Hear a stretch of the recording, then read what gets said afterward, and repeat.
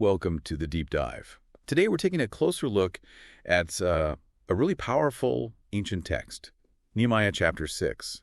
Our mission really is to extract some practical strategies for facing opposition, maintaining resolve, drawn right from this compelling story. We're digging into our source material, MCS Nehemiah chapter 6, which unpacks the tactics Nehemiah faced and how he managed to stand so strong. Yeah, and what's really fascinating here is how the text just highlights these timeless strategies of adversity. I mean, whether it's external pressure or, internal doubts. Nehemiah's commitment, his unwavering commitment to his work and purpose, it really lays out a kind of masterclass in resilience that, honestly, it resonates thousands of years later. It's definitely about more than just building a physical wall. It's navigating these complex human and spiritual dynamics. Absolutely. So, Nehemiah is doing this incredible work rebuilding the walls of Jerusalem. What's the very first tactic his enemies, Sanballat, Tobiah, Geshem, what do they use against him, according to Nehemiah 6, verse 1? Well, the moment they hear the walls progressing, right, even though Nehemiah clarifies it's not fully sealed, the doors aren't up yet, they immediately start spreading rumors. The text says they claim the wall is complete, like not a single gap, even before it actually is. And this first confrontation, this distortion, it reminds us of just a fundamental tactic in opposition, deliberately twisting the truth. Whether we call it misinformation or gossip or just outright lies, it's an age-old strategy. It's designed to sow doubt, undermine legitimate work, create confusion, trust issues. Okay, so those initial rumors, they don't really deter Nehemiah. So the enemies, they quickly shift gears. We read in Nehemiah 6.2, they try a different angle. Come, let's meet together in one of the villages of the Ono Valley. But Nehemiah, he clearly saw right through that, didn't he? Right. What kind of deception is going on there? Exactly. It's a phony peace deal, isn't it? A deceptive invitation sort of masked as a friendly meeting. The insight here, I think, is to think critically about the real nature of proposed peace or collaboration, whether it's ancient times or, right now in contemporary situations. It's really a call to examine the underlying motives because, genuine peace needs a foundation of truth and integrity, not hidden agendas. It's an attempt to lure someone away from their main task, basically, under the guise of resolution. Right. So what does this first round of deception really mean for us practically? It's a powerful reminder, I think, that I was trying to discern the true intentions behind things that look innocent on the surface, maybe invitations or information, especially when something just feels off. Trust that discernment, especially when dealing with anything that might compromise your integrity or pull you away from what really matters. So, how did Nehemiah actually respond to this deceptive invitation, this false olive branch? Nehemiah 6.3 tells us he sent back this really powerful short message. I'm too busy with important work to come down. Why should the work stop while I leave it to come down to you? What's so key about that response? Well, this is just a profound lesson in focus, isn't it? And prioritizing what's truly important, what the source calls God's work or kingdom work, endeavors aligned with a higher purpose or a divine mission. Nehemiah recognized these invitations weren't just about a meeting, they were strategic distractions, designed specifically to halt the critical progress he was making. His answer wasn't rude, not at all. It was strategic, principled. It showed this unwavering commitment to his task. And here's where it gets really interesting, for me anyway. They didn't give up. Nehemiah 6.4 says they sent this exact same message 4 times, and he gave the same answer each time. This wasn't just a one-off temptation, was it? It was like a persistent assault on his focus. Yeah, the repetition is highly significant. It really shows us that resistance is often, it's a continuous act. It's not just a one-time decision. Challenges often come repeatedly, don't they? They test our resolve.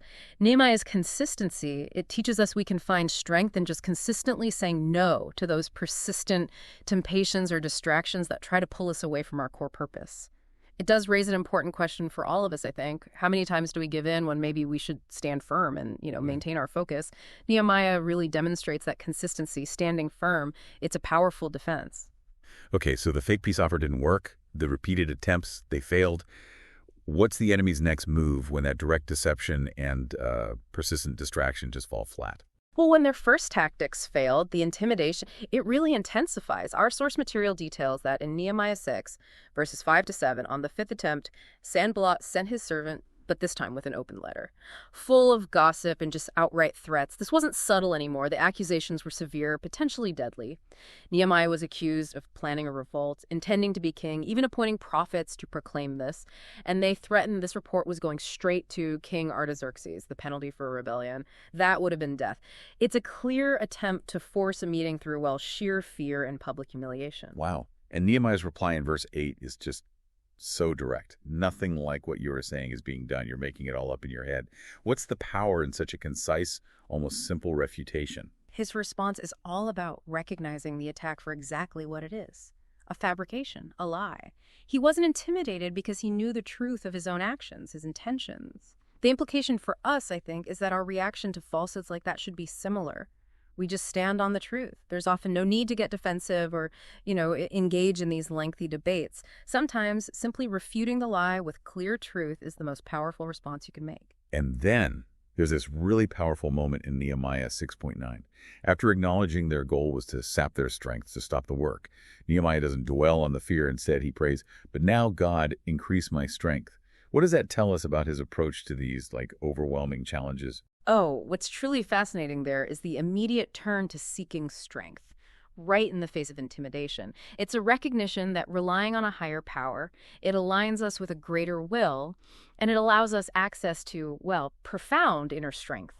This fundamental truth means we can face significant threats without just succumbing to fear, because our ultimate strength comes from a source greater than any earthly challenge. It's a profound demonstration of resilience and faith in action. It reminds us that when we feel our own strength fading, we can always seek that external bolstering power. Okay, so just when you think Nehemiah's dealt with all the external stuff, the enemy tries a different tactic, getting to him through someone he might actually consider a trusted advisor. In Nehemiah 6.10, Nehemiah visits this guy Shemaiah, who's apparently confined at home. Mm-hmm. And this person suggests Nehemiah should hide inside the temple itself, claiming assassins are coming for him, even at night. That feels like a really subtle, insidious attack, designed to get him to compromise his principles out of fear. Yeah, it's a classic tactic, trying to induce fear from within trusted circles. The source highlights that Shemaiah himself was probably fearful, and that Nehemiah recognized this fear wasn't from, a place of divine guidance. It was something designed to undermine him.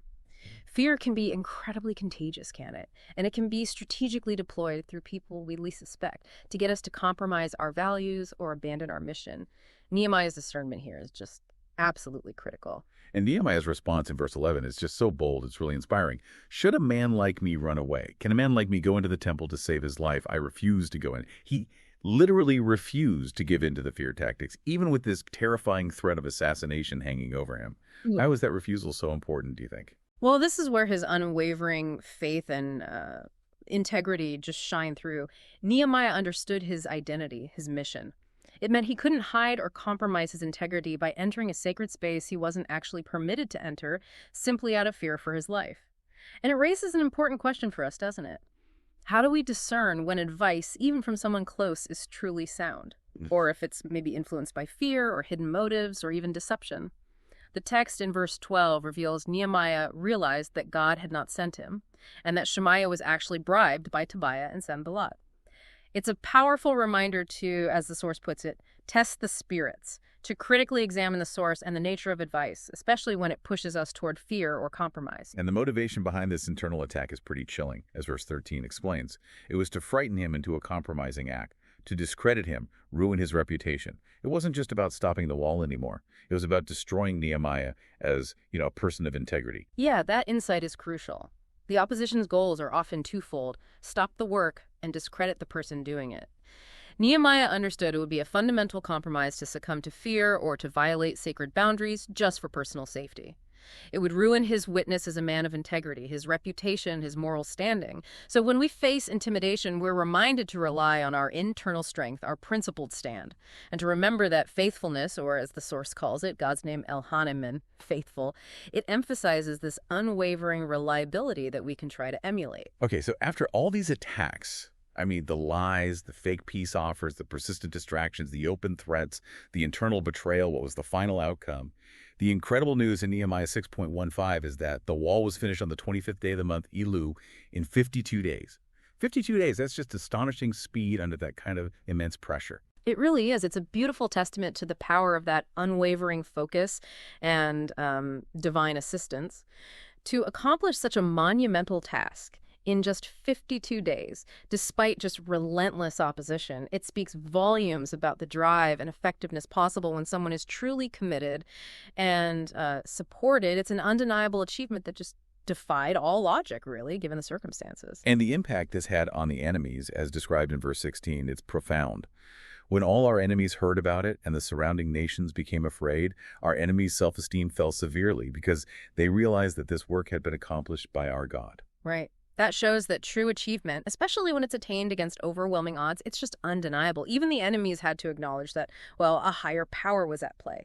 It teaches us that when significant progress happens, especially when it's fueled by deep conviction and perseverance, the opposition is often kind of psychologically defeated. They recognize their efforts to undermine have just been futile against a greater force, whether you see that force as collective will or unwavering spirit or divine intervention. But here's the twist, and it really feels like a stark warning about vigilance.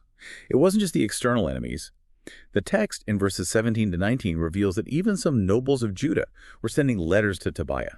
They were actually working with the enemy. It says they were focused on business and getting along for financial reasons, basically compromising their allegiances from within. Yeah, this final segment really highlights the pervasive danger of internal compromise and hidden opposition. Tobiah's strategic alliances, remember, he was son-in-law to Shechaniah, and his son married a Levite woman. These created loyalties within the community itself that worked against Nehemiah's mission.